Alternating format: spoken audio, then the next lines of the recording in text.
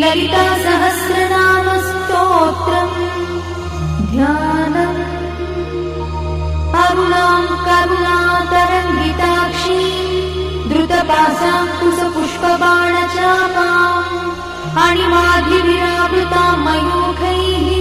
अहमित्येव विभावये Bhavani ध्याये पद्मासनस्थां विकसितवदनां पद्मपत्रायताक्षी हेमाभां पीतवस्त्रां करकलितलसद्देव पद्माम्बराङ्गी सर्वालङ्कारयुक्तां सततमभयदां भक्तनम्रां Bhavani श्रीविद्यां शान्तमूर्तिं सकलसुरनुतां सर्वसम्पत्प्रदात्री